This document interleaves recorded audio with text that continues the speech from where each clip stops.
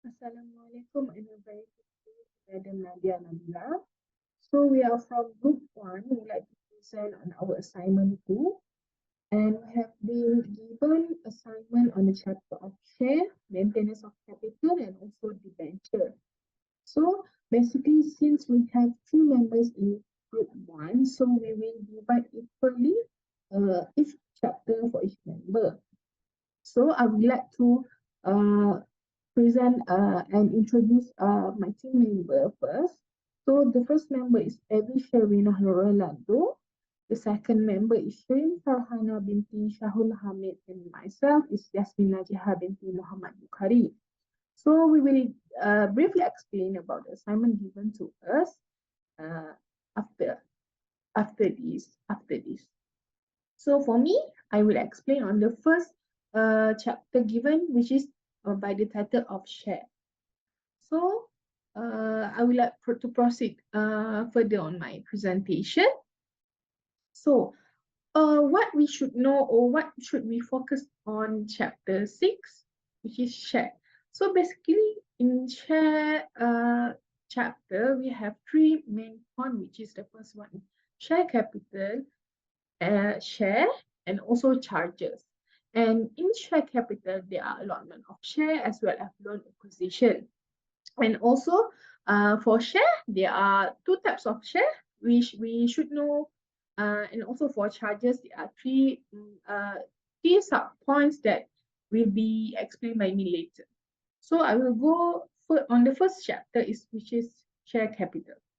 So the share capital by the point of allotment of share.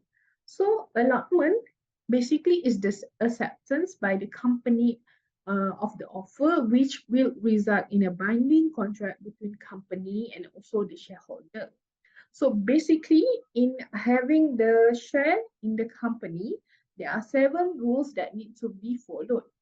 So the first one is minimum subscription, followed by application money, statement in lieu of prospectus, effect of irregular allotment, opening, opening of subscription list, share and debenture to deal in a stock exchange, and lastly is written as to allotment. And and also we need to know that in share capital itself, there are 1 point which is highlighted by the title of loan acquisition itself. Basically, loan acquisitions will be handled or will be acquired by the directors of the company, and it must be made known that even though you are the owner of the company or the directors of the company, you cannot simply use the fund of the company to acquire another shares within the company itself. So it has been regulated under the provisions of Company Act 2016, which have the effect restricting business owner from using funds of the company to acquire shares of the company itself. Okay, move to the next point, which is the share. So basically in share chapter, there are types of share that we need to know. And in this chapter, mainly focuses on 2 shares type, which is the first one is ordinary share, as well as preference share. So we need to know about the nature of share first. Okay, the share of any members in a group are movable property. They are transferable in a manner provided by the article of the company as according to section 75. Okay, I would explain first on the ordinary share. So ordinary share, also known as equity share, this is the most common share that we will be holding in a company. And basically, the holders of the share are said to be the owner of the company, owner of the company itself. And move to the preference shares. Preference shares is basically a share that are entitled the holder to having a fixed dividend whose payment take priority over the ordinary share dividend. So basically, the shareholder that hold preference share will receive their fixed dividend every annum from the company that they have been purchased the share before. So there are four types of preference share that we need to know. The first one is participating and non-participating. The second one is cumulative and non-cumulative. The third one is redeemable and non-redeemable. And lastly is convertible and non-convertible. Okay, let's move to the last point in share chapter. Basically, there are three subtopic or sub-points in these charges. Okay, I will explain first on the transfers and transmissions. Okay, basically, transfers of share is a transaction is resulting in a charge of a share, it resulting in the change of a share ownership. Okay, a shareholder, whether it is in the public or the private company, has a property in his share which has the right to dispose or any subject resulting to express his restrictions which may be found in the article of the company. Whereas the transmission is an automatic processes. When a shareholder dies, his share will immediately pass to the personal representative. If a member is declared bankrupt, their share will rest in the trustee in bankruptcy. Okay, next point is minority right. Basically, we need to know that minority is someone that holding a share in a company that having less than 50%, 50% of the share in a company itself. The share that have been holding by this holder basically is been issued and paid up, and this is what we call as a minority shareholder in a company itself. So we need to know that this minority, even though they are minority shareholder, they have the right in the company, and it is have 5 points about the right of the minority shareholder. The first one is the right to attend, participate, and speak at a meeting. The next one is the right to vote on a show of hand on any resolution of the company. The right to one vote for each share on a poll on any resolutions of the company. The right to an equal share in distribution of the surplus asset of the company, or the right to equal share in dividends authorized by the board. Okay, the last point is operation. Operation being or having the meaning of conduct that involved in visible departure from the standard of fair dealing and a violation of condition that requires fair, especially with regards to right of shareholder. The Companies Act 2016 provides there are specific rights for or regulations and about this operation, and as well as remedies under Section 346 for oppressed shareholder. These remedies listed under Section 346 subsection 2 and included the power of court to order a share buyback, to order injunctive or directive relief, and to make a winding up order. So basically, this is what I have been explained about my point of share topic, and I would like to recall back. So basically, in chapter 6, about the chapter 6 by the name of share, we need to know about share capital and also type of share. And lastly, charges. Type of share, there are two types of share, ordinary share and as well as preference shares. Charges, we have transfer versus transmission, minority right, and also operation. Okay, I will pass this presentation to my next partner. Thank you so much, madam, for listening to my presentation. Hello, my name is Elisharina. So today I will represent about maintenance of capital. So for the concept of maintenance of capital is if the net assets at the end of the accounting periods are greater than or equal to the net asset at the beginning of the accounting period, the company's assets are retained and withdrawal are prohibited during the specified period. In other words, the company should report net income only if it recovers capitals or costs. Next, there is two capital maintenance. First one is financial capital maintenance, and then the second one is physical capital maintenance. So the basic principles of maintaining financial capital and maintaining physical capital are the same. However, in the case of maintaining financial capitals, the returns are measured in the dollar value of a company's equity or the purchasing power of those dollars. In contrast, in the case of maintaining physical capital, the focus is not on the value of equity, but it focuses on the performance of the company assets. A small change in orientation is the only major difference between maintaining physical capital and maintaining financial capital. So basically, there is a difference between financial and physical, which is the financial capital maintenance is focused on the dollar value and purchasing power. But for the physical capital is they focus on the performance of the company assets.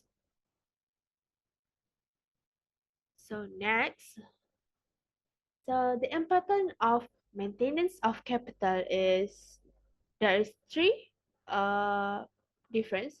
First one is shareholders protections.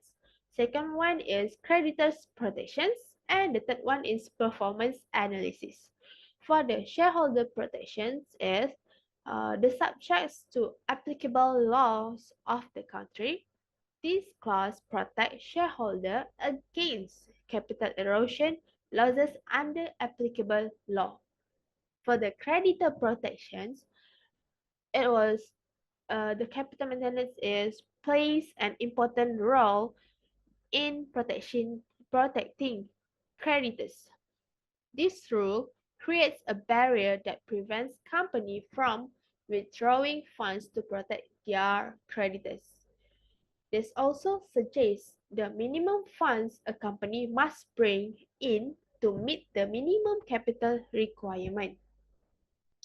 And then the important is for the performance analysis is the capital maintenance is ensure that the right of shareholders and creditors are protected. It also allows managers and business owners to compare and analyze performance over time and against other companies. This analysis can also suggest appropriate action points.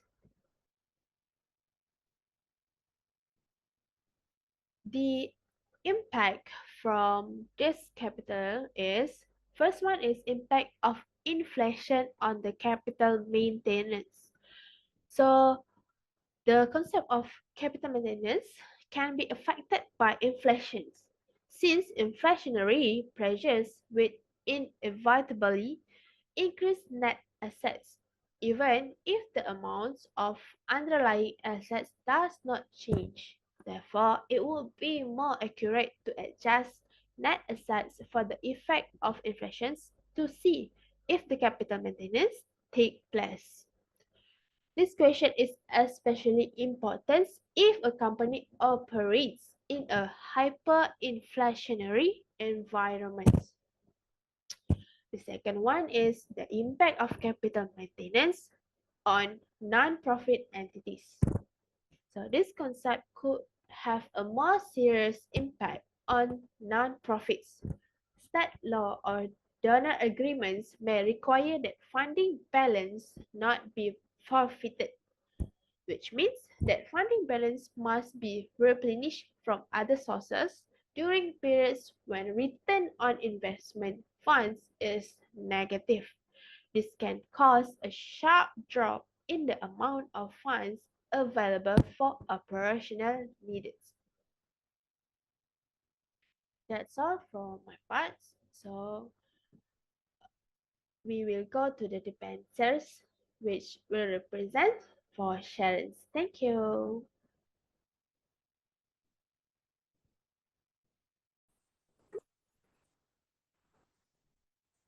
Assalamualaikum and good evening to Madam Bella and my fellow friends. I am Shirin Farhana binti Shaul from Group 1 and today I'm going to explain about debentures. What is debentures? Traditionally, a firm has the ability to borrow money for its operations. When a business obtains funds from outside sources for its operation, it is either raised through stock financing or debt financing. With regard to equity finance, share must be issued to shareholders.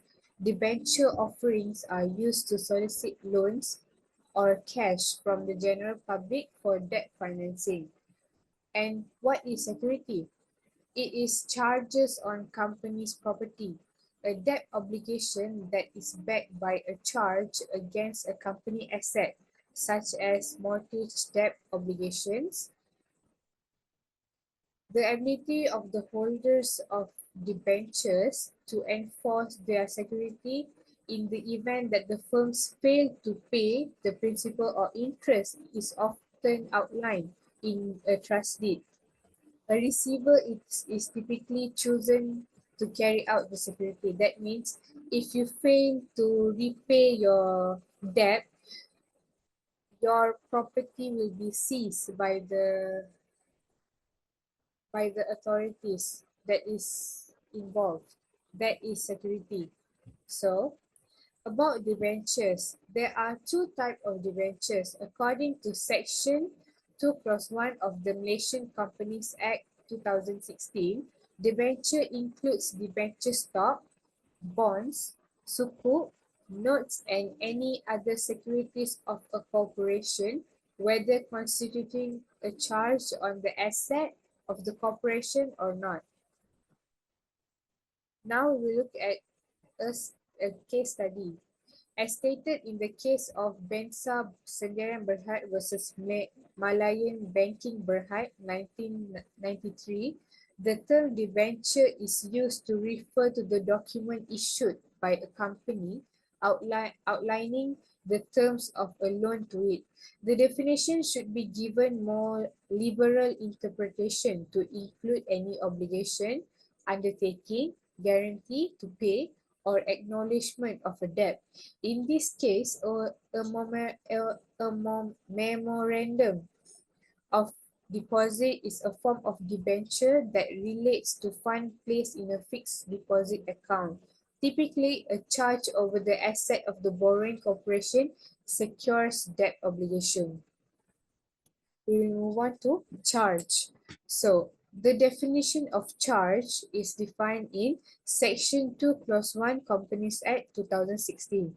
Defines a charge to include a mortgage or any agreement to give or execute a charge or mortgage whether upon demand or otherwise. And there are two types of charges, which are fixed charge and floating charge. We will look more into the types of charge, which are the fixed charge. The fixed charge refer to the secured on particular property.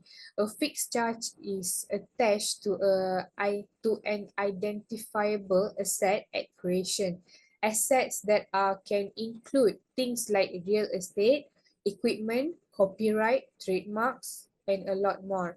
And our floating charge is a equitable charge on all the company assets, both present and future. The company may deal with the asset in the ordinary course of business. And a floating charge is a charge that floats above ever-changing assets. Now let's look at the difference between these two charges. While a fixed charge safeguards the lender, a floating charge provides the business more flexibility to sell, transfer, or dispose of its assets without obtaining the bank's permission. And here are several benefits of floating charge. The first benefit is it allows the company to borrow even though there are no specific asset. And the second benefit is the company can continue to use the asset and can buy and sell them in the ordinary course of business. And the third benefit is allows all types of company assets. And these are the benefit of floating charge. And we will look to the final subtopic, which is the registration of charges. Under Companies Act of 2016, in section of 359 clause 1, notice of assignment of charge. The charges need to be lodged within 30 days from the date creation of the charge or acquisition of property which is subject to a charge. The document that is lodged after 30 days from the date of acquisition and or creation of the charge cannot be registered unless accompanied by a court order for extension of time. So these are the notice of assignment of charge. And that concludes my presentation on the topic of debentures. And this is our presentation for chapter 6, 7, and 8 for our assignment 2. And this all from group 1. Thank you.